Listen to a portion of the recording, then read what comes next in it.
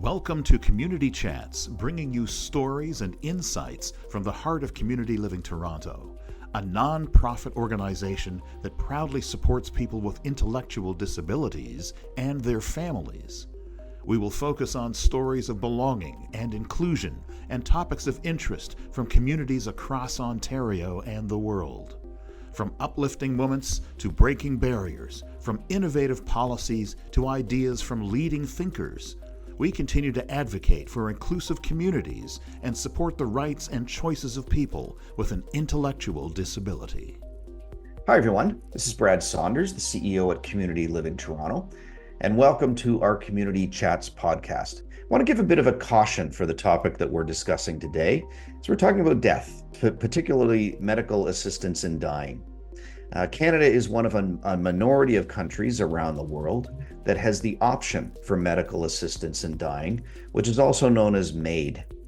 First started in 2016, there have been significant and substantial changes to the policy that are particularly relevant and even concerning for the disability community. Today, I have a conversation with Brendon Pooran.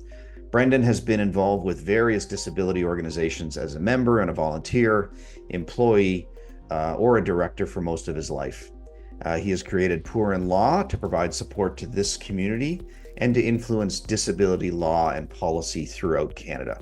I learned a lot both preparing for and having this conversation today as we touch on a variety of topics related to medical assistance in dying. I hope you find it as informative as I did. Brendon, thanks for joining us today, and welcome to the Community Chats podcast. My pleasure, Brad. Nice to be here. Today we're going to talk about a bit of a sensitive subject, and that's medical assistance in dying, which has become known as MAID in Canada. Been around since 2016. And as I understand it, Canada is one of 11 countries around the world that has a medical assistance in death or assisted suicide law or policy. So as we get into sort of the sort of overall view of the policy, and then specifically its impact on the disability community and some of the concerns that are being raised, just wanted to caution people that this is a sensitive subject. Death is inevitable for all of us, but still focusing on this and it may bring some thoughts to people's minds that are concerning. Just want to caution that that as we go through this, to take care of yourself as we're discussing some of these issues, especially if you've had somebody who's been impacted by this. So, as I mentioned, there's as I understand it, there's about 11 countries around the world that have a medical assistance in dying legislative framework, and I'll just name them briefly so people get a sense. They tend to be developed countries, but it's Australia, Belgium, Canada, Colombia, Ecuador, Luxembourg, the Netherlands, New Zealand, Portugal, and Spain, as well as Switzerland. So Canada's policy came into effect in about 2016 and has evolved over time. And just to give a sense of the statistics involved, there were about just over 13,000 people that participated in MAID, that received assistance in dying in Canada. In 2023. That's the last statistics that we have so far. So maybe Brendon, I'll start. Can you I've touched on the framework, but can you give an idea of what medical assistance in dying is in Canada and how it works? Yeah, sure, Brad. No problem. So first of all, for those of you who aren't familiar with MAID or medical assistance in dying, what it essentially is a legal process in Canada that allows individuals with a grievous and irremediable medical condition to choose to end their lives with the assistance of a medical professional. So as Brad mentioned, it was legalized here in Canada in 2016, and it's since been expanded through various amendments to the legislation that I'm sure we'll get into over the course of the podcast. So why would someone choose MAID? Like what problem was this trying to solve?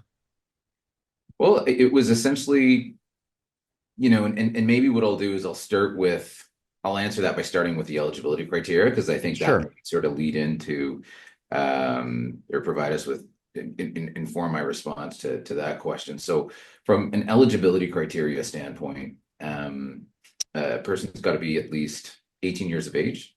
They've got to be eligible for publicly funded healthcare in Canada. As I mentioned, they have to have a grievous and irremediable medical condition. So meaning that they've got a serious and incurable illness, disease, or disability.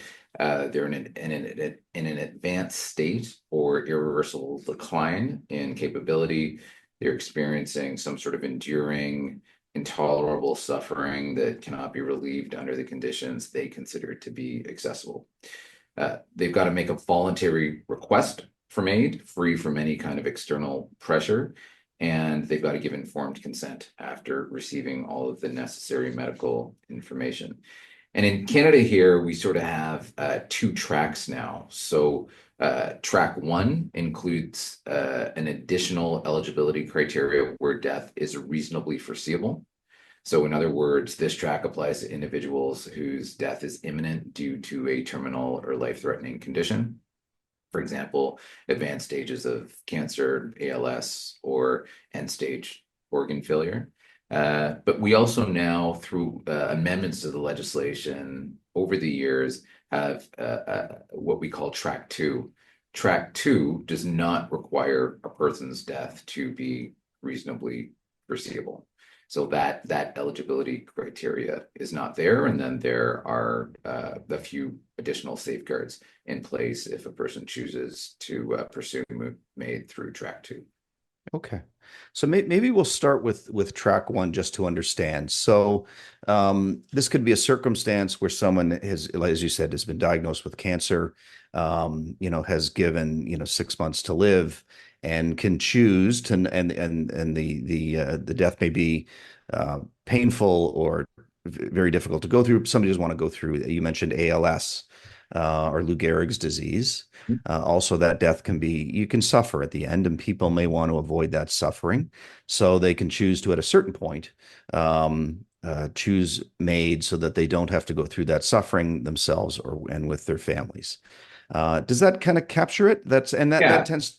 I mean, that's exactly right. Yeah, to avoid suffering, especially I would say in situations where your diagnosis or your medical condition is in its advanced stages and where death is reasonably foreseeable, to provide people to pass away, to die based on their own terms, potentially in their own space, in their own homes. And as you said, Brad, with I think the overall objective of really trying to mitigate suffering at the end. Now, MAID in Canada has become one of the uptick in utilization of MAID has really grown exponentially over the number of years. So from sort of 2022 to 2023, there was something like a 50% increase in people that had chosen MAID, and I mentioned the number being around 13,000 people. It now represents about 4.1% of all the deaths in Canada.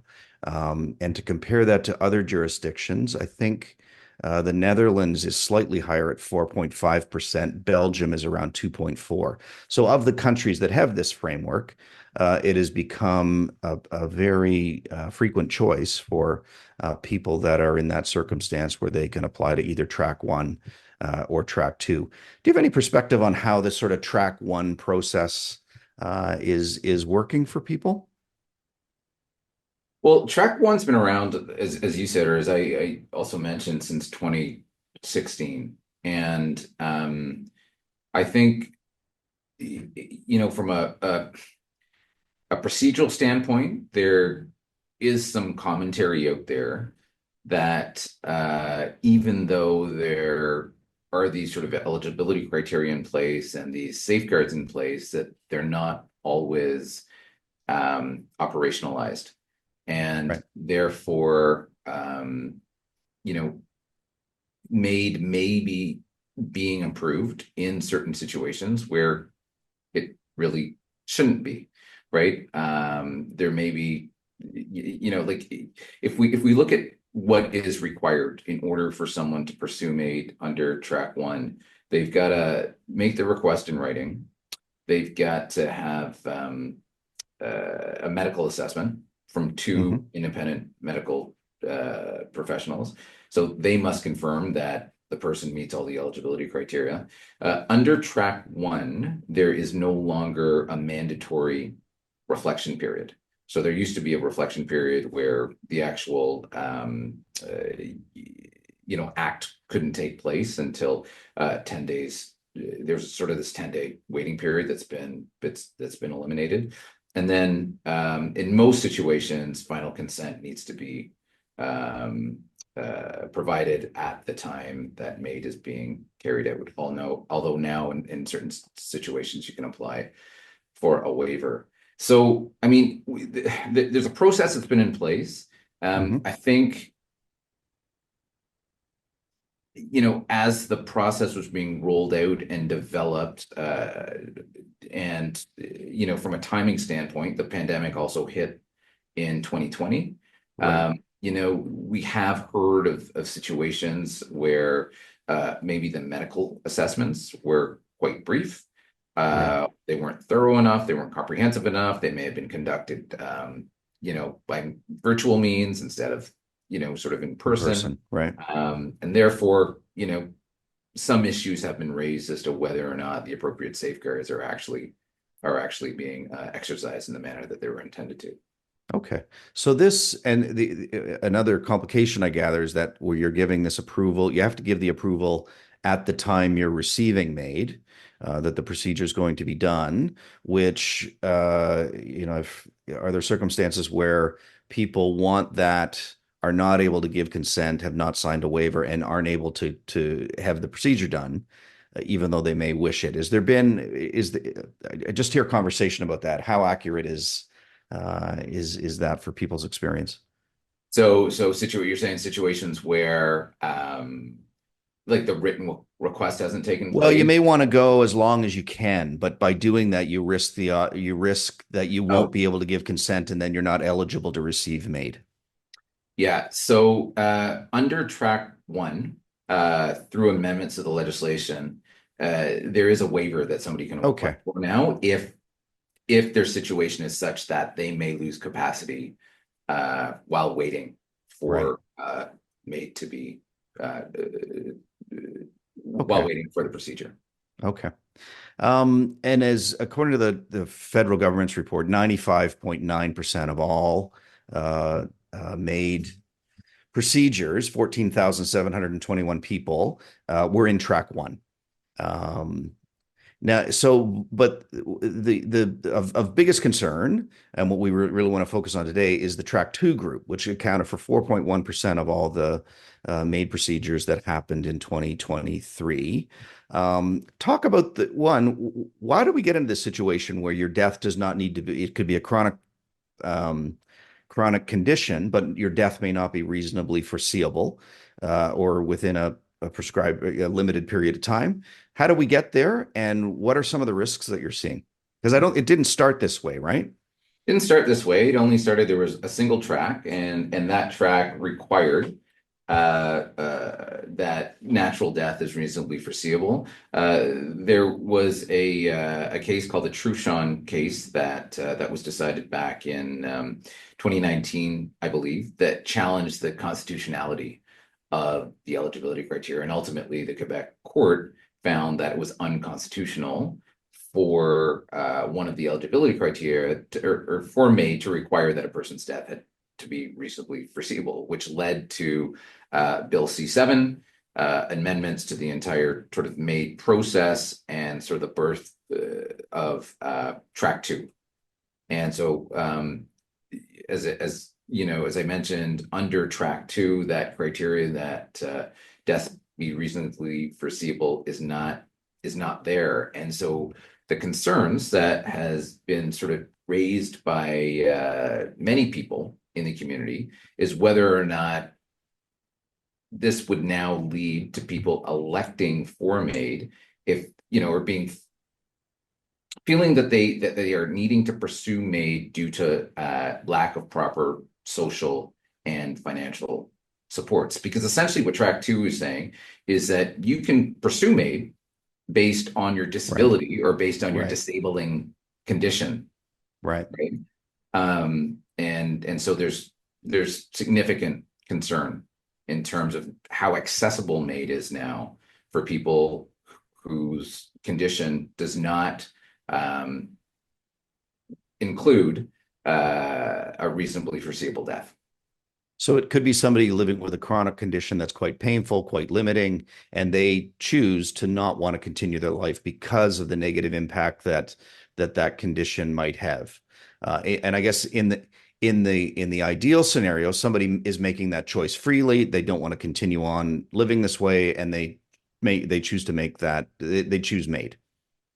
Yeah, exactly. And we've heard stories, right? And we've seen all sorts of stories in the press. So a situation in Ontario back in 2022 where an individual had multiple chemical sensitivities and just couldn't find accessible housing, Right. which ultimately led to her electing for MAID. Another case back in 2019 in BC where a person was involuntarily admitted to hospital to a psychiatric disorder.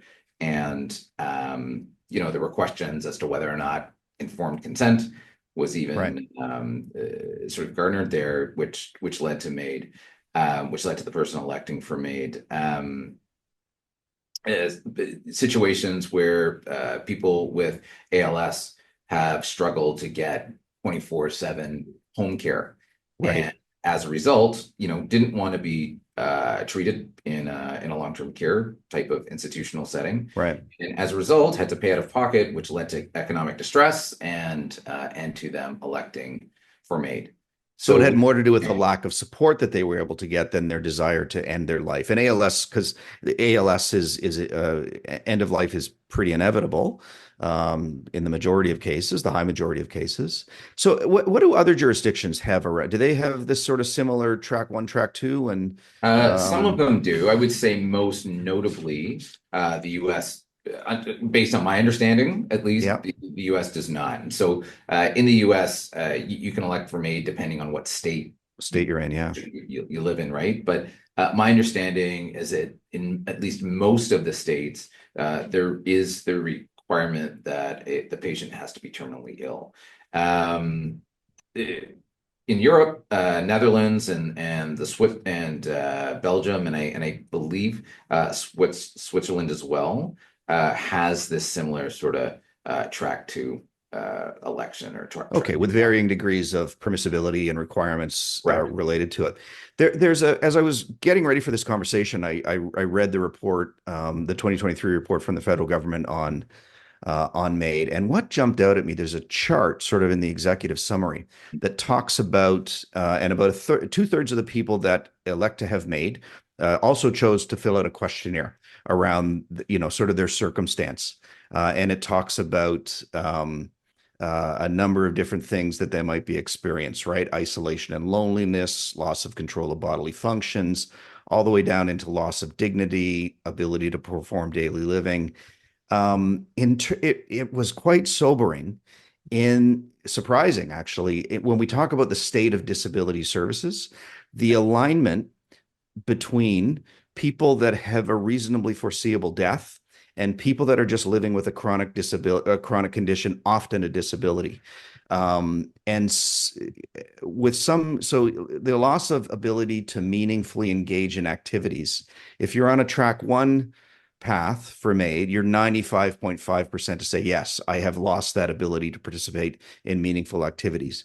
If you're choosing it because you have a disability, and there's no reasonable foreseeable death, you're 96.3%, right? Even though with isolation and loneliness, that only applies to 21% of people on the track one, but 47% of the people on track two.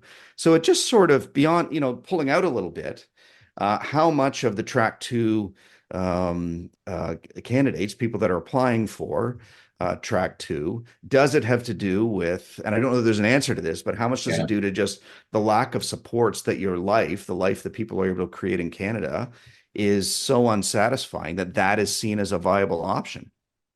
Yeah, exactly. And again, to your point, like I don't know that there's an answer here, but Yeah, based on statistics, I mean, we see, I believe it's about a third of people electing for MAID identify that they have a disability. And the number is much higher for folks that are receiving disability related supports. But um, those supports, from what we're hearing from people in the community, are often inadequate, right. right? And which lead to some of the stories that I shared a few minutes ago. And so that's the concern, right? By some advocates. It's just that now that we have such an accessible system, a person may wake up one morning and just say, I'm done. Like I can't fight anymore. I'm struggling too much. I have an out here. And this out is it's relatively like it's relatively easy to access, right? There aren't really, you know, too many people who will stand in my way if I want to pursue this process. So again, I don't want to be alarmist or to, sort of overstate the impact, but the case that you referred to where someone chose to apply for MAID because they didn't have adequate housing.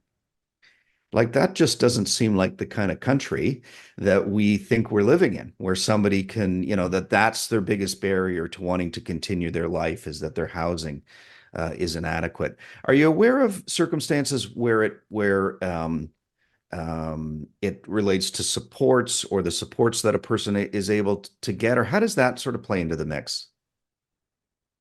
Supports in terms of social and financial Well, supports. it could be Yeah. those, or Yeah. how much might poverty play into it, and not having enough money to meet your daily needs, or supports for activities of daily living. Like, are you Yeah. aware of cases or that? Because it seems like the majority of people that use Track Two are aging, have lived with a condition for a long time, are in their 60s and 70s, and just get to the point where we go, I can't do this anymore. And we're really focused on, like, what is most of interest to me is people on Track Two that are living with a disability, and that's the path they choose because they don't have the proper or adequate supports. Yeah. I think it's a little bit difficult to assess right now for a couple of reasons. One is that track two is still, at least relatively speaking, it's sort of a newer option. But secondly, because track two hasn't really been made accessible yet, or is not an option for people whose sole underlying condition is due to a mental illness, right? And I know we'll probably talk about where MAID may be going in Canada, but that is something that's sort of been put on hold until 2027. And so I think right now it's really hard to assess and dive into the track two data to Okay. really, yeah, sort of come to a conclusion. So what are the concerns then around addressing that? Because I know Inclusion Canada has taken a very strong position on this and has taken done a lot of advocacy in this space. What is the concern for us in the disability community around how Track Two might impact people that we know? Yeah, I mean, I think the concern is that there aren't adequate safeguards in place, right? So number one, Inclusion Canada, my understanding is that they're calling for sort of a halt to the expansion of MAID to individuals whose sole condition is a mental illness, Mhm. um, asking for stronger oversight mechanisms, including sort of independent reviews where disability or these socioeconomic factors may be influencing a MAID request. And then, trying to address like the systemic issue, which Right. really relates to a greater investment in disability support services, mental health care, and palliative care to ensure that people have viable alternatives to MAID. Right. So in terms of the current safeguards, so there's people that may choose to make the choice to do Track Two based on their circumstance or some of the situations that we've talked about. I gather the other concern is people being coerced into or not being fully informed around what they're deciding. And I mean the most sort of, okay, maybe well-known case in Canada is Robert Latimer, who took the life of his daughter because he had determined that her quality of life was not worth continuing. What safeguards currently exist? What are the and what are you what would be safeguards that you would see that would be worth putting in place to make sure that this kind of coercion doesn't happen? Are we just saying that people can't make that decision if they can't clearly express it, or do Yeah. you talk about the landscape there? Yeah. So, I mean, one of the current safeguards that is in place is this 90-day reflection period. Hmm. I mean, I support it being there, but I'm not sure that that's going to have much of an impact for someone who's electing to pursue MAID under Track 2. I think you sort of hit on a primary concern, and it's that people may be influenced by others to pursue MAID, and this sort of kind of builds a little bit, not to get off track here, but on an Yeah. issue that we've been seeing for years, affecting people, especially with intellectual and developmental disabilities, and that is, lack of an effective framework to ensure that do not resuscitate orders, or DNRs, Right. are not imposed on them in situations where they may not themselves want it. With DNRs, a substitute decision maker can step in and make that decision for them in situations where they may be deemed incapable of doing so themselves. But even in some jurisdictions, although SDMs need to be consulted, doctors, right, healthcare practitioners Yeah. can execute documentation authorizing a DNR to take place. And so the issue here with Track 2 really kind of builds on that. Right now, with MAID, you absolutely, based on the current legislation, you absolutely have to provide, the person requesting MAID has to provide informed consent. How that gets operationalized is another question, and I think it's worth some investigation. But at least right now, based on the current legislative framework, an SDM cannot step into the shoes of the individual and And say request aid on and their behalf. on their behalf. Okay. Now, that is up for discussion, though, right? And Okay. that is something that is currently, my understanding at least, being explored here in Canada. And it could be something that it gets addressed between now and 2027, when we expect further amendments to be implemented.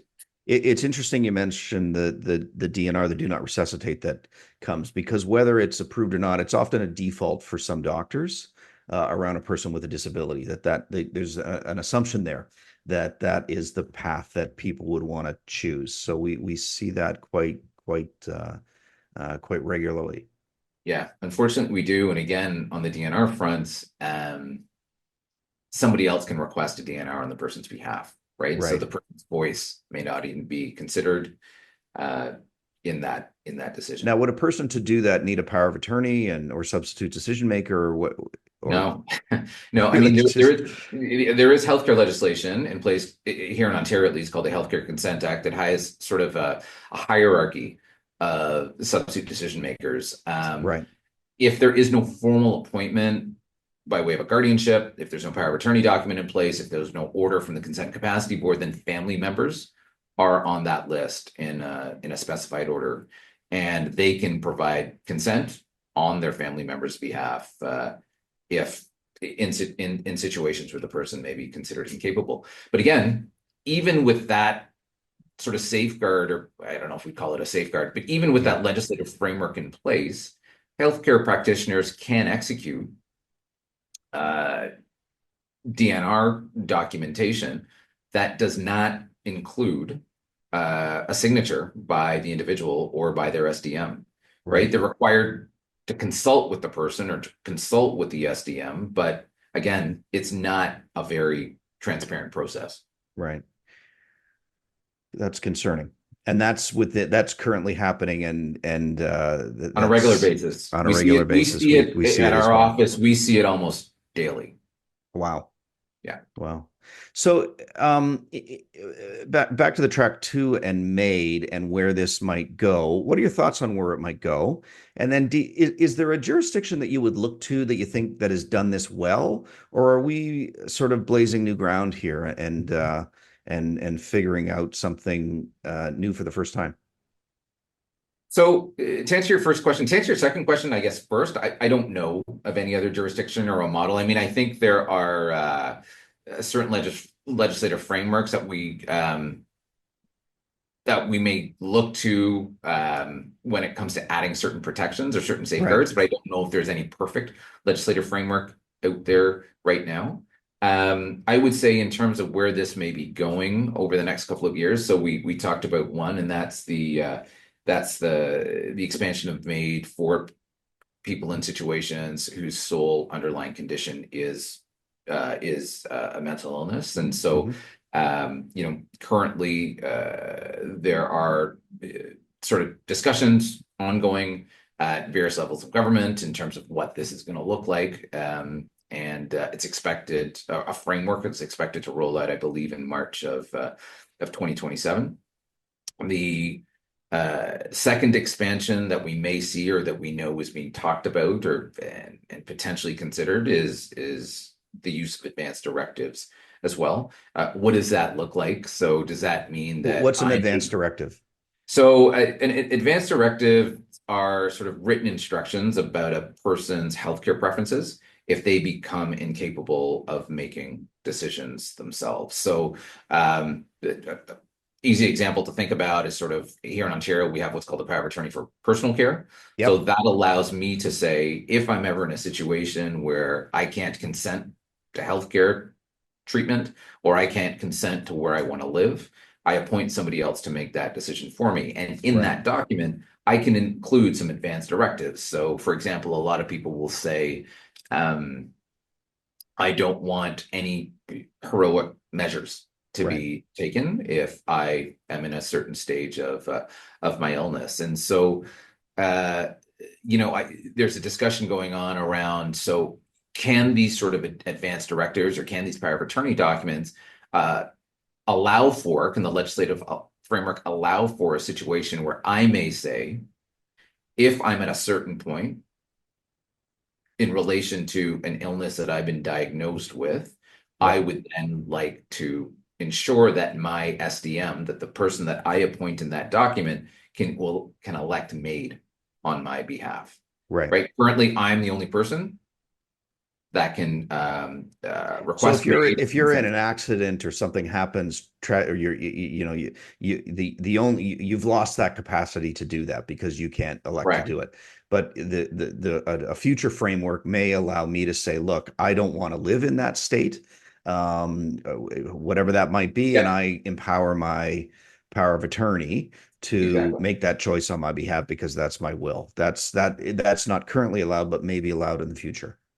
Possibly. Yeah, it's under debate. It's under discussion. And we do encounter a lot of people who approach us when they are working through their estate planning documents and their power of attorney documents who are saying, "Hey, I'd like to put this in there now," right? Mhm. Even without a legislative framework in place allowing for it. All sorts of potential issues there, depending on the direction that goes. And I would say the third possible expansion may include the option for mature minors to pursue MAID. So as I mentioned earlier, one of the requirements, one of the eligibility criteria is that you've got to be at least 18 years of age to elect MAID. In other countries like the Netherlands and Belgium, children as young as 12 can access MAID. In Canada, sort of the debate kind of continues on whether mature minors with terminal or severe conditions should be eligible as So I'm well. assuming that, although I assume the Netherlands doesn't have sort of a track one and track two, that's our framework. But so this would be more focused on the track one framework, where people, as you get a child with a life-ending condition, could elect to I would choose hope MAID. Is that if you would this is hope even so? yeah, I would hope so. I would hope so from the standpoint of not that I would hope that this necessarily expands to allow for mature minors to pursue MAID, but if it is under consideration, I would hope that it is limited to track one Right. as opposed to opening up the opportunity for mature minors to pursue MAID under track 2. Okay. So maybe to just get a little, so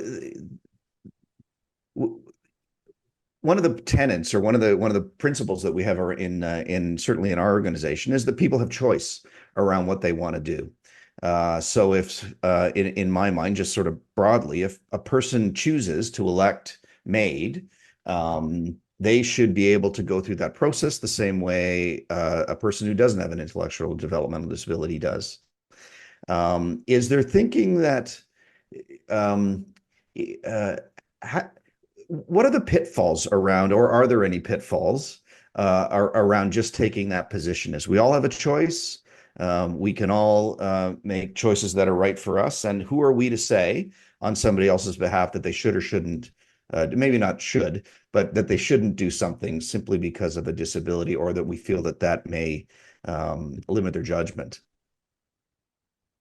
It's a good question, and there is, that is sort of the tension, right? Like, how do you balance a person's rights with the fact that they may be considered a little bit more vulnerable due to the nature of their disability?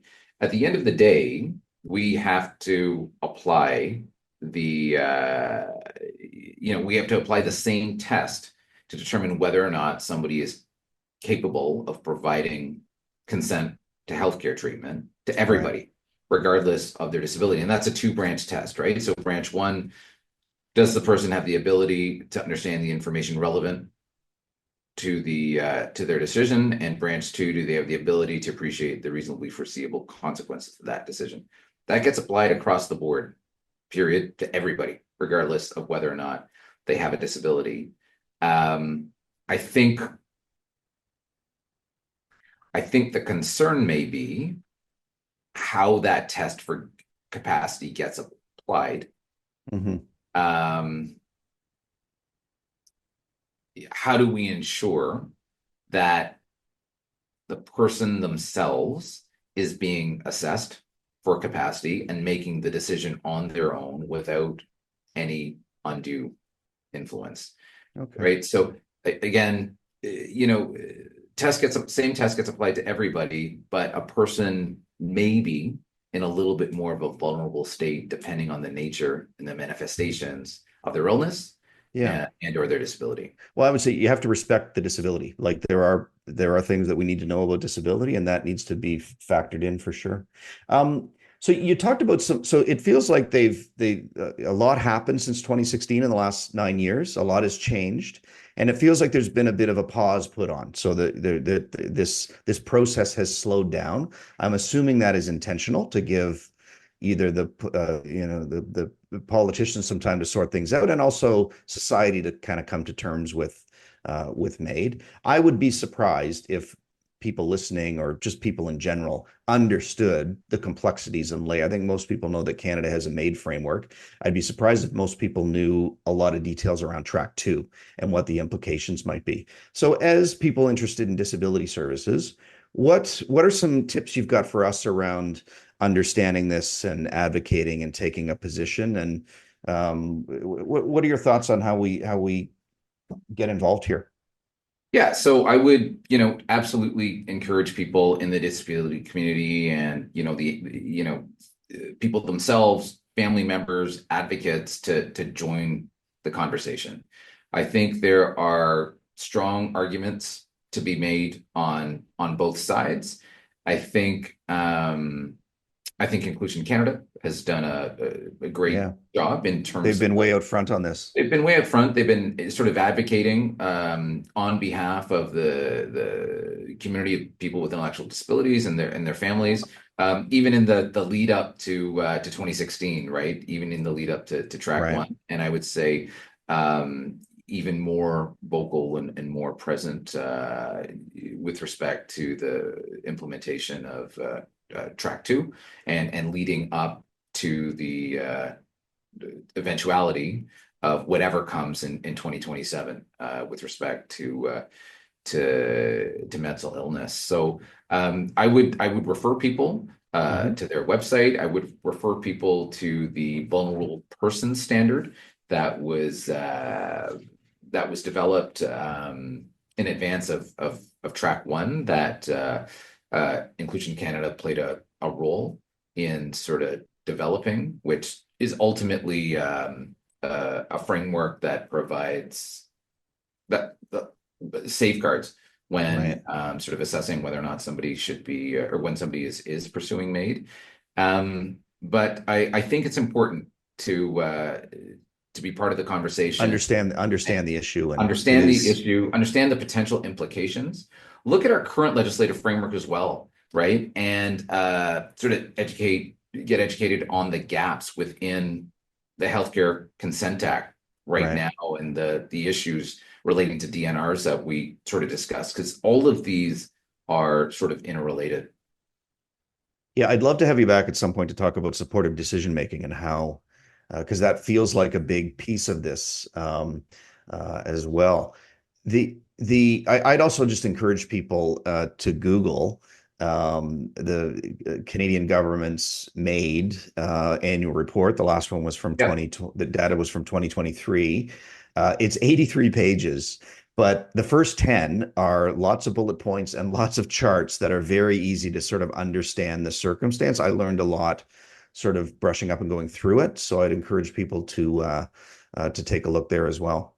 Yeah, and I would add, Brad, that there are also some good reports that have been issued by the UN, the Special Rapporteur on the Convention on Rights of Persons with Disabilities, expressing concern and alarm over the expansion of MAID laws that allow access based on disability or disabling conditions, and also to a recent report from the Canadian Human Rights Commission, February 2024, that sort of echoed some of these concerns. So there's a lot of good reading out there. A lot of good research. Great. We haven't on this on our community chats given people much homework to go away with, but this is a first for us. So lots of options for people to reach out and learn a little bit more about that. And we'll circle back to this at some point as an organization and as a sector, and would love to have you back to chat about it more. Looking forward to it, Brad. Thanks for having me. Brendon, thanks for taking some time. I know you're busy, and this is really insightful, helpful work and a good conversation around a very sensitive and relevant topic. So thank you. My pleasure. Have a great day. You too. I want to thank Brendon for taking the time to share his expertise and insights on this issue. There's definitely more to come. And I'd really encourage you to take some time to understand the issue and think through the topics that are raised. Thank you for taking the time to join our Community Chats podcast. And a reminder that we release new episodes on the 15th and the 30th of each month. So don't forget to subscribe and stay up to date. Thanks for tuning in. See you next time. Don't forget to join us next time as we unpack the power of community through collaborative initiatives and shared experiences. Available on Buzzsprout, Spotify, Audible, and YouTube. Follow us on social media at CL Toronto. Let's chat, share, and spread those good vibes together. We hope these discussions will inspire you and give new ideas to add your voice to our mission of making our communities and neighborhoods inclusive and welcoming.